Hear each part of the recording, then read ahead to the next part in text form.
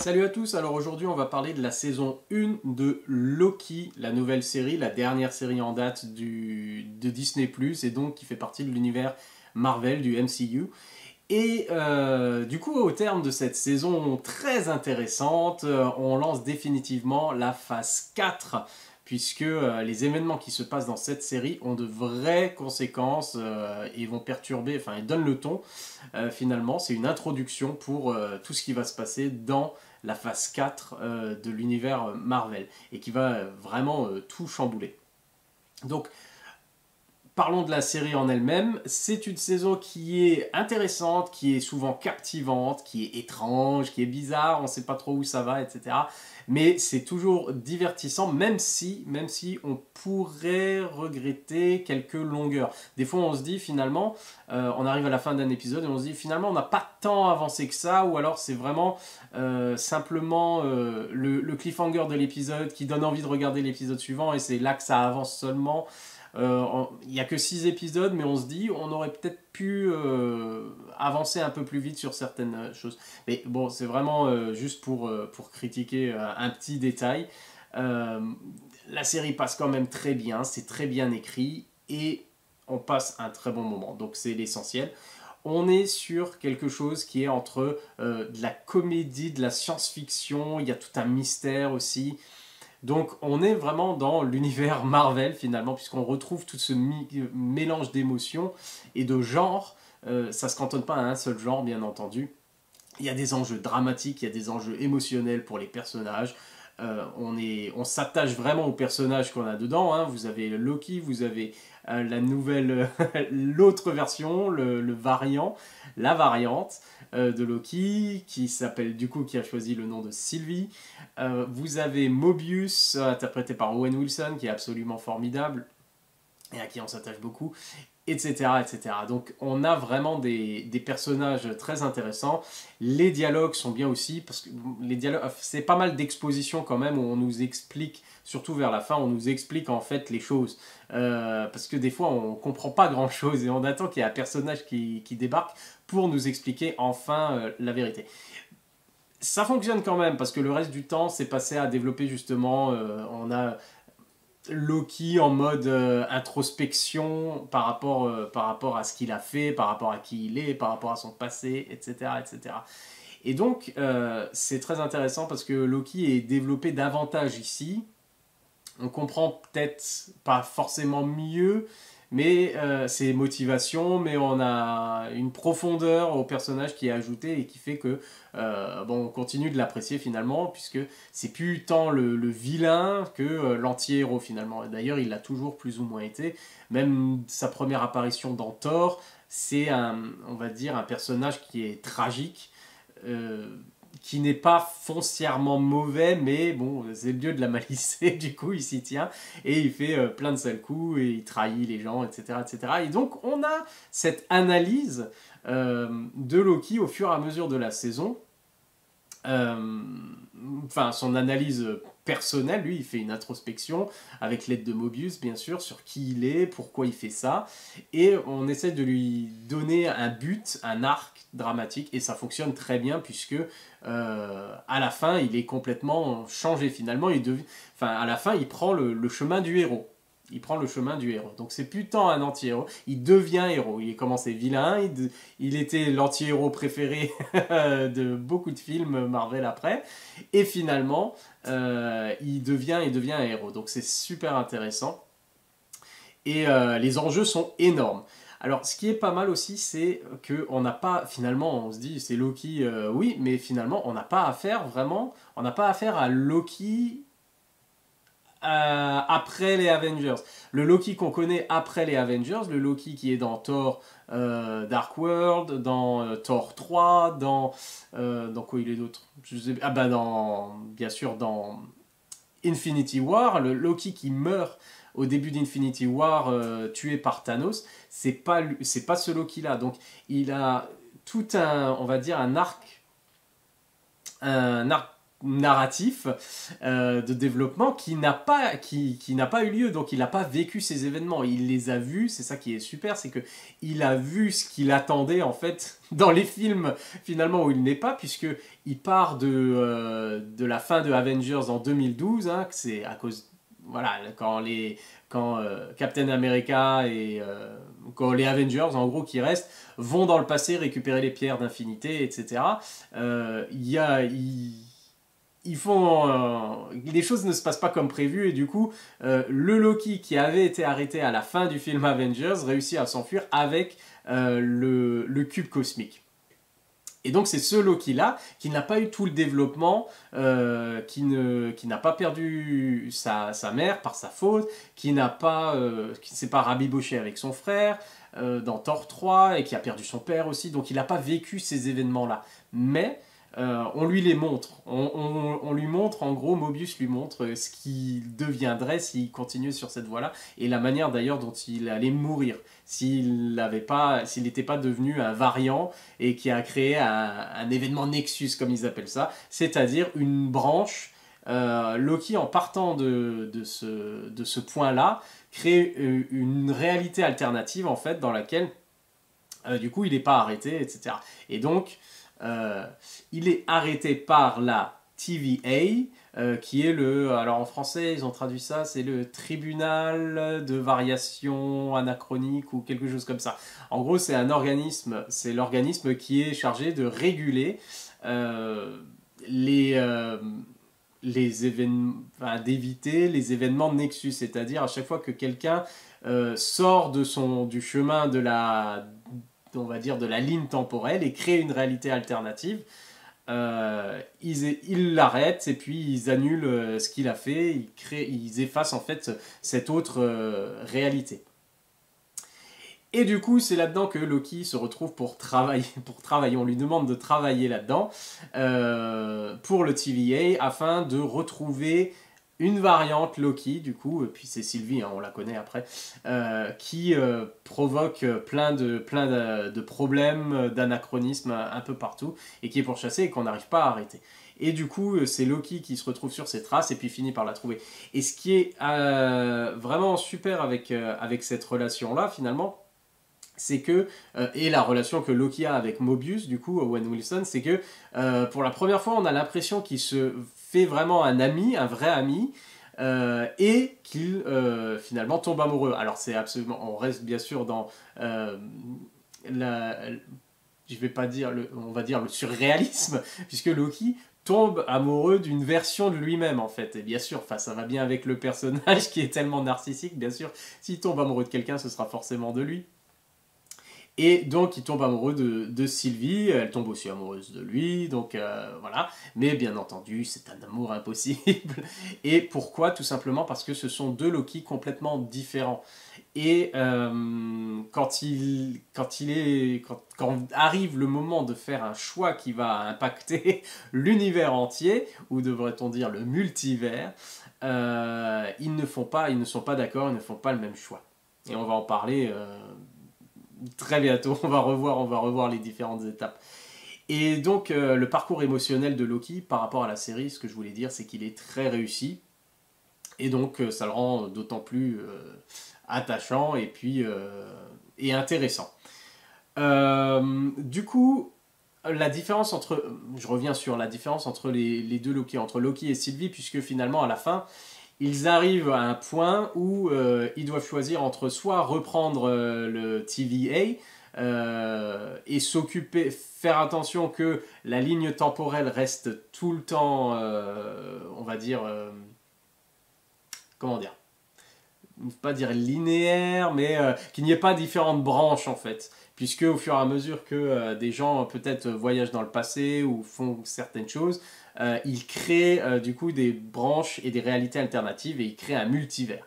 Et eux veulent éviter ça, le TVA. Le but du TVA, c'est donc d'éviter ça et de maintenir une seule ligne temporelle, une seule réalité.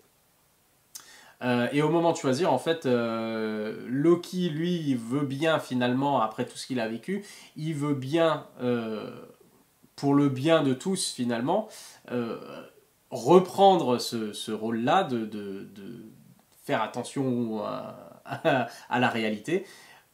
Contrairement à Sylvie qui, elle, veut tout simplement tuer, c'est plus fort qu'elle.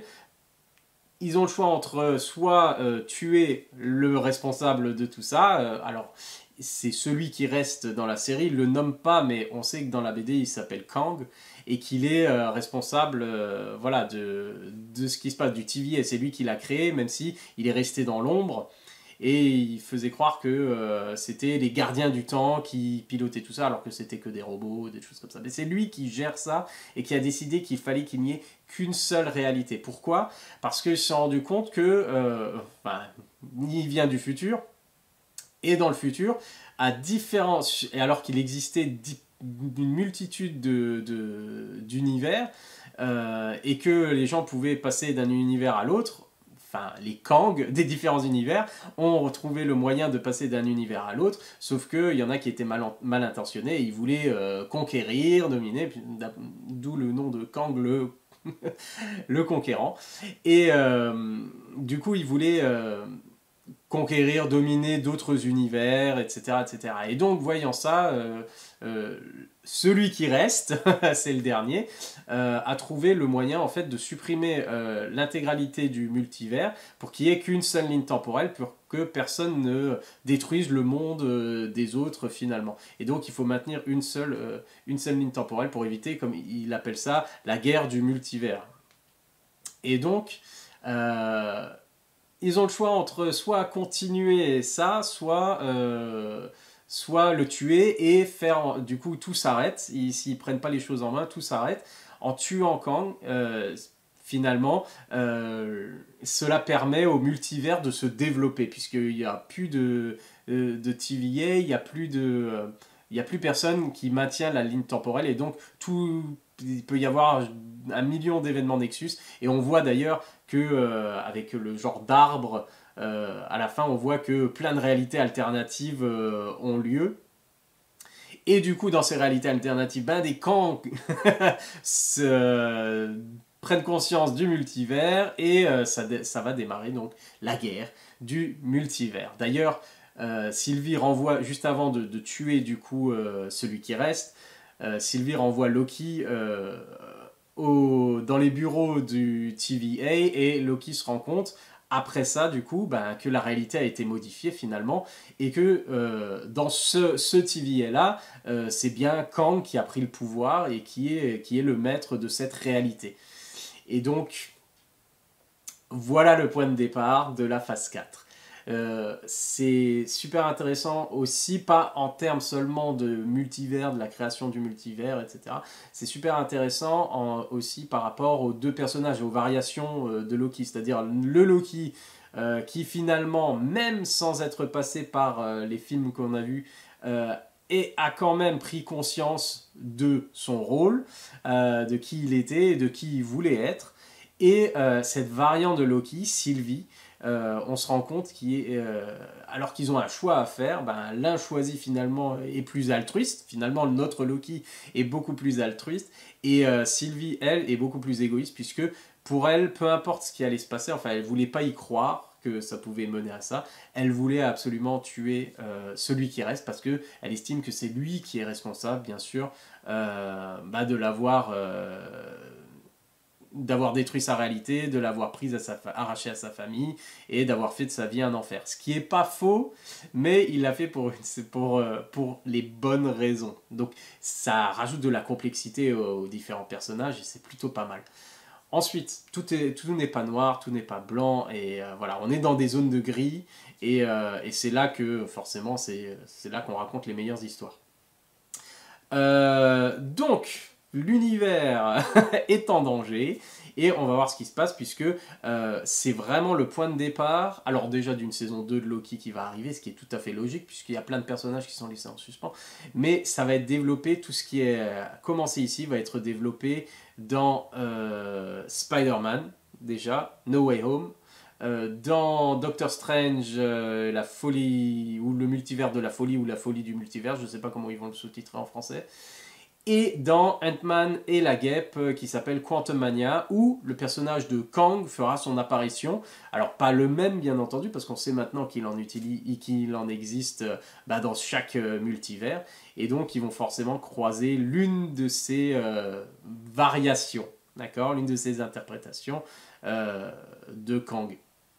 D'ailleurs, l'acteur qui le joue, alors j'ai plus son nom, mais il est vraiment excellent, parce qu'il passe vraiment par toutes les émotions, il est un peu fou, mais ça va avec le personnage, et c'est un peu normal, il vit depuis je sais pas combien de milliers d'années, et la responsabilité sur ses épaules, je pense même qu'il était un peu soulagé finalement que, que ce soit terminé, qu'il se fasse tuer, parce qu'il avait plus cette responsabilité-là de détruire des vies, détruire des mondes pour éviter une guerre.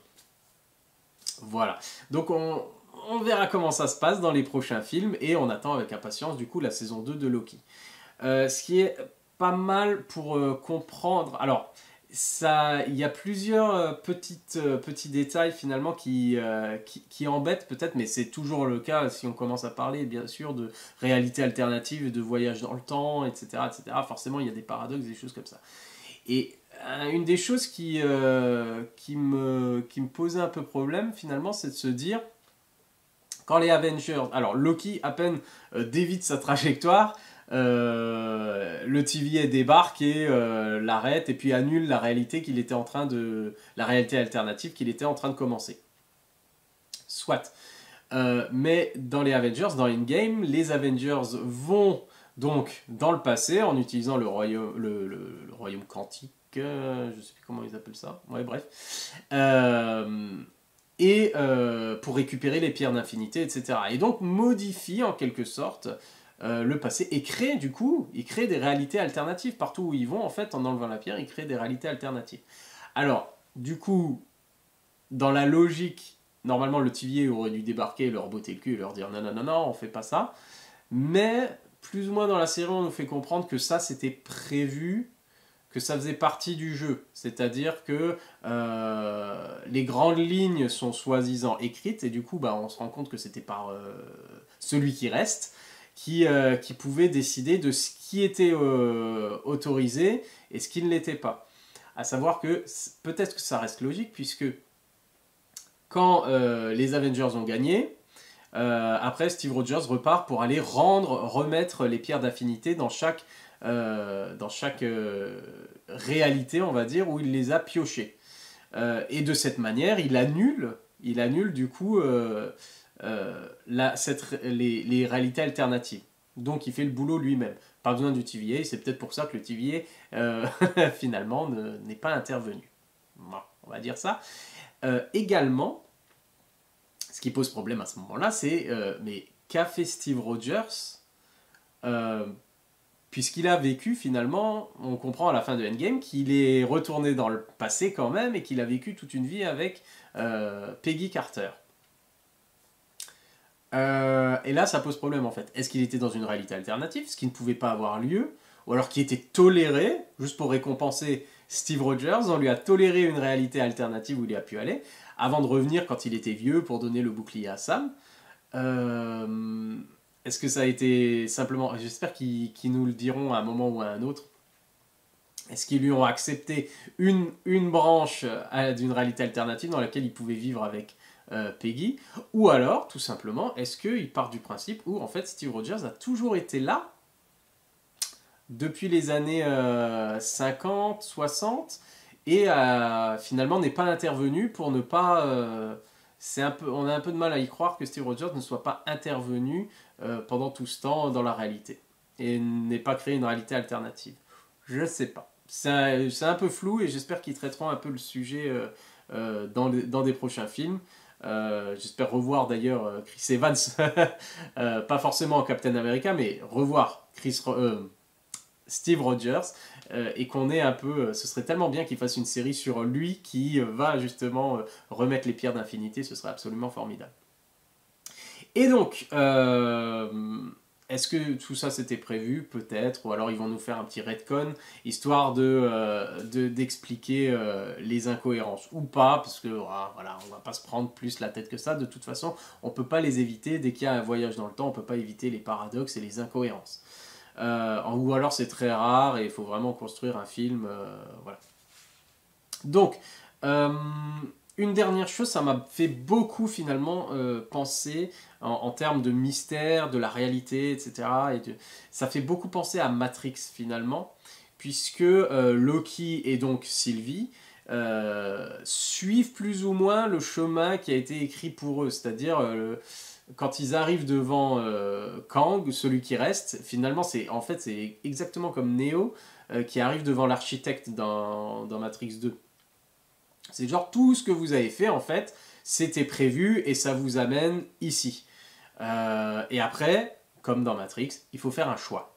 Alors, soit vous choisissez la porte de droite, soit la porte de gauche.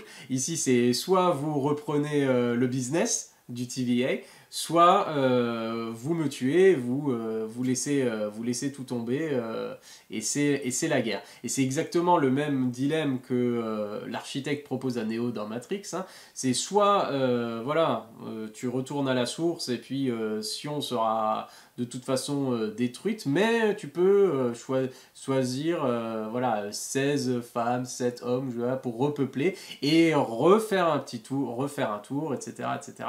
Et ça continuera les versions de la matrice de cette manière. Ils en sont à la 6e dans le film, etc. etc. Donc il y a ça. Soit tu prends l'autre porte où tu vas pour sauver la femme que tu aimes, mais en faisant ça, en fait, tu condamnes entièrement l'humanité puisqu'elle va être détruite. Et en gros, c'est un peu la même chose, sauf qu'ici, plutôt que d'avoir juste Neo qui fait le choix, il y a deux personnes, et donc les deux personnes font un choix complètement différent. Mais c'est Sylvie qui a le dernier mot, puisqu'elle tue Kang et qu'elle permet au multivers de se développer. Et on va voir que ça va être catastrophique, et on n'en doute pas, super divertissant. Et donc, c'est le réel point de départ, encore une fois. Hein. Donc, j'ai vraiment bien aimé la série, quelques petites longueurs, mais dans l'ensemble, c'est pardonné parce que tout le reste est tellement bien. Et donc, on a vraiment le vrai point de départ de la phase 4 ici. On a des conséquences énormes sur l'ensemble de l'univers Marvel. Et on se doute bien que à l'issue de ça, alors on va être dans des réalités qui vont être transformées, qui vont être détruites, qui vont être modifiées, qui vont, je sais pas, fusionnées peut-être. Il va y avoir tellement de choses possibles, en fait, tout est possible. Et c'est parfait du coup pour inclure, je pense que ça fait partie du plan à long terme bien sûr, c'est inclure les mutants, puisque Marvel a récupéré les droits pour les X-Men, etc. C'est inclure toutes ces réalités-là. Et donc toutes les réalités des vieux films X-Men, Deadpool, Wolverine, tout ça, vont finalement font partie du multivers et vont se croiser peut-être. Ça m'étonnerait pas du coup que enfin Hugh Jackman reprenne le rôle de Wolverine, même s'il a dit que c'était fini pour lui. Il a l'opportunité quand même de faire une apparition remarquée dans un des films ou une série. Je pense que vu son amitié avec Kevin Feige, qui est le big boss de Marvel, je pense que c'est tout à fait possible. Et donc ça va être l'occasion, grâce à ça, d'inclure les X-Men dans l'univers Marvel. Ce ne sera pas forcément les X-Men qu'on connaît déjà, puisque c'est un autre univers, donc ils vont avoir leur version. Alors ça permet de faire tout ce qu'ils veulent en fait, le multivers. Et de décider en fait dans quelle direction ils vont, puisque tout sera transformé à la fin. Donc c'est l'occasion de recaster, c'est l'occasion de modifier certains personnages, etc. etc. C'est l'occasion de faire tellement de choses, et donc d'inclure les X-Men, et bien sûr, là j'imagine que les 4 Fantastiques vont devoir faire leur apparition. On sait qu'ils préparent le film, on sait qu'ils préparent leur arrivée. Ce sera peut-être au terme de la phase 4, ou alors ils en feront directement partie, si ça se peut. Les acteurs ont déjà signé, c'est juste que personne ne sait qui ils sont, et ils pourraient apparaître déjà dans un des prochains films. On verra. En tout cas, que de bonnes surprises. Tout ça grâce à Sylvie, finalement, qui a déclenché la folie du multivers. Et on attend avec impatience de voir où ça nous mène. Voilà, c'est tout. Donc, très bonne première saison. On attend la suite avec impatience. Pas hésiter à se la re-regarder, puisque je pense qu'il y a plein de choses qu'on a pu rater par-ci par-là. Et voilà, on se voit une prochaine fois. Allez, salut!